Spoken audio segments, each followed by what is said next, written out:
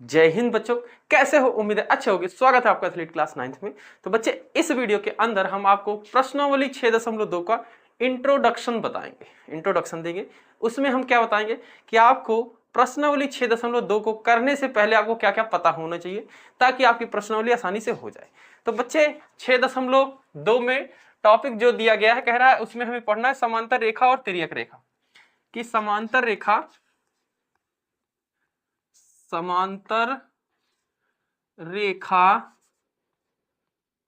और तिर्यक रेखा।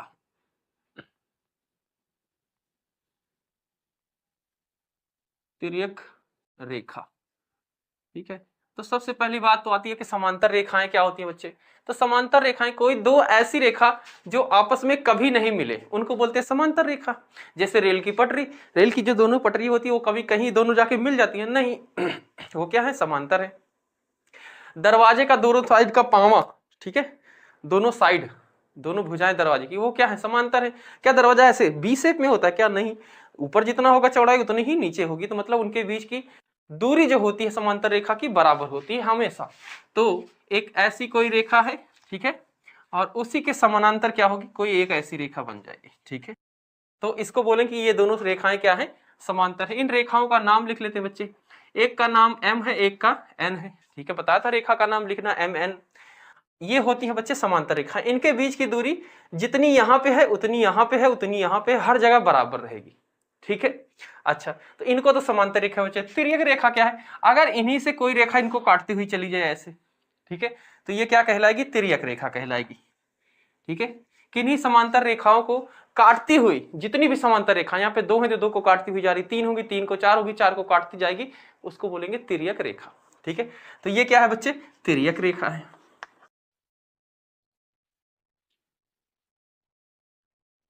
ठीक है। इसका नाम दे देते हैं बच्चे, इसका नाम एल है, ठीक है, इसका नाम एल है।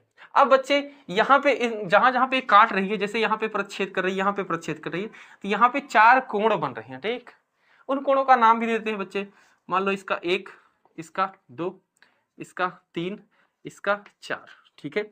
इसका हम 5 दे देते हैं, इसका 6, इसका 7, इसका 8, ठीक है। तो ये क्या हो गया बच्चे? जहां पे प्रच्छेद कर रही मतलब रेखाएं, वहां पे 4 कोण बन रहे, यहाँ पे भी, यहाँ पे भी, तो टोटल 8 कोण हो गए, ठीक है। इन कोणों के बीच में कुछ संबंध होता है, उन संबंध को लिखेंगे और उनको क्या बोला जाता है वो भी हम बताएंगे, ठीक है। तो सबसे पहली बात बच्चे कि इनके बीच में अंतः कोण कौन से होते हैं? अंतः कोण और बाह्यतम कोण कौन से होते हैं, ठीक है। अंतः कोण और बाह्यतम कोण कौन से होते हैं? तो ये जो समांतर रेखाएं हैं, ठीक है, इनके जो बाहर है ये रेखा है, ठीक है, इसके ऊपर, और ये रेखा है इसके नीचे, जो भी कोण है उनको बोलेंगे बाह्यतम कोण, ठीक है। और इन दोनों रेखाओं के बीच में जो कोण है उनको बोलेंगे अंतः कोण। मतलब कोण एक, कोण दो, ये क्या है? एम रेखा के बाहर है, उधर है, और एन रेखा के बाहर है 7 और 8, तो ये क्या होंगे? बाह्यतम कोण। तो यहाँ पे मैं लिखता चलता हूं कौन कौन से बाह्यतम है और कौन से अंतः है, ठीक है। तो सबसे पहले बाह्यतः कोण, ठीक है। तो बाह्यतम कोण कौन कौन से बच्चे? कोण एक, कोण दो, कोण एक कॉमा लगा देते हैं, कोण दो, ये क्या है? बाह्यतम। और कोण 7 और कोण 8, कोण 7 और कोण 8, ये क्या है? बाह्यतम कोण, ठीक है। अंतः कोण क्या होंगे? कोण इन दोनों समांतर रेखाओं के अंदर जो कोण है, तो अंदर कौन है? 3 है, 4 है, 5 है, 6 है, यही 4 कोण है अंदर है। तो अंतः कोण कौन से होंगे? अंतः कोण, ठीक है। अंतः कोण, तो कोण 3, 3, 4, 5, 6, 3, 4, 5 और 6, ये क्या है? अंतः कोण है। इनको क्या बोलते हैं? अंतः कोण बोलते हैं, ठीक है। इसके बाद बच्चे, इसमें होता है संगत कोण। संगत कोण क्या होते हैं? बराबर होते हैं आपस में। संगत कोण मतलब अगर हम कोण 1 की बात करें और कोण 5 की, तो आपको दिख रहा होगा दोनों बराबर हैं, ठीक है। ये दिख नहीं रहा है भी दरअसल। अगर हम इसको कंपास से मतलब क्या बोलते हैं, चांदे से नापे ना, कोण 1 और कोण 5 को, तो ये दोनों हमें बराबर मिलते हैं, ठीक है। ठीक है, ये दोनों बराबर मिलते हैं। अगर कोण 2 और कोण 6 को नापे, ये भी बराबर मिलेगा, ठीक है। दिख भी रहा होगा जितना कोण ये है उतना ही ये भी है। कोण 7, कोण 8 और 4 ये भी बराबर है, 3 और 7 ये भी बराबर है। और ये कौन से कोण है बच्चे? संगत कोण। संगत कोण क्या होते हैं? बराबर होते हैं।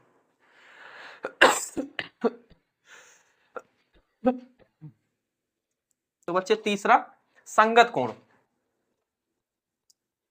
संगत कोण अब कौन कौन से हैं बच्चे? तो एक का संगत कोण है 5, एक का 5 है, और ये दोनों कोण क्या होंगे? बराबर। तो यहाँ पे मैं लिख दे रहा हूं कोण एक बराबर होगा कोण 5 के, ठीक है। और रीजन कोई पूछेगा क्यों, तो बोल दोगे संगत कोण है, संगत कोण आपस में बराबर होते हैं। तो कोण 1 और 5 दिख रहा होगा, ठीक है। कोण 2 और 6 ये भी क्या है? संगत कोण है। तो कोण 2 और 6 ये दोनों भी क्या होंगे? बराबर होंगे, कोण 2 कोण और 6। इसके बाद बच्चे कोण 4 और 8 ये भी बराबर है, इनके बीच में जितना झुकाव है उतना बीच इसमें भी झुका है। तो कोण 4 बराबर कोण 8, और ये भी क्या है? बराबर है। कोण 3 और कोण 7, कोण 3 बराबर कोण 7 ये भी बराबर है। तो ये है संगत कोण, ठीक है। संगत कोण क्या होती है? आपस में बराबर होते हैं। तो ये हमने 3 बिंदु इधर बता दी बच्चे। इसके बाद वो होता है बच्चे कोण 3 को देखो और कोण 5 को देखो, ये दोनों भी बराबर हैं, ठीक है। अगर हम कोण 3 को चांदे की मदद से नापे और 5 को भी नापे तो ये दोनों क्या मिलेंगे? आपको बराबर मिलेंगे, ठीक है। तो ये भी बराबर होते हैं। इनको बोला क्या जाता है बच्चे? तो इनको बोला जाता है, तो बच्चे कोण 3 कोण 5 बराबर हैं, इसको बोला क्या जाता है? इसको बोला जाता है एकांतर अंतः कोण, ठीक है। 3 और 5 दोनों क्या? अंतः कोण क्या है ना, अंतः कोण है 3 और 5, तो ये क्या है? दोनों बराबर है। एकांतर मतलब अल्टरनेट, मतलब इधर है इधर है, एक दूसरे के अपोजिट में है ना, ऐसे। तो इनको बोला जाता है एकांतर, एकांतर अंतः कोण, एकांतर अंतः कोण। अब कौन कौन से होंगे भाई? तो कोण 3 बराबर कोण 5 होगा, कोण 4 बराबर कोण 6 होगा। ये दो पेयर जो है, कोण 3 बराबर कोण 5 और कोण 4 बराबर कोण 6, ये दोनों क्या है? एकांतर अंतः कोण है और दोनों बराबर होंगे, 3 और 5 4 और 6, ठीक है। इसी तरीके से बच्चे एकांतर बाह्यतम कोण होते हैं, जैसे कोण 2 और कोण 8। ध्यान से देखो, जितना इस कोण का झुकाव है उतना ही इसका है, ठीक है। इसको हम चांदी की मदद से नापेंगे, बराबर मिलता है, ठीक है। तो इसको बोलते क्या है? इसको बोलते हैं एकांतर बाह्यतम कोण,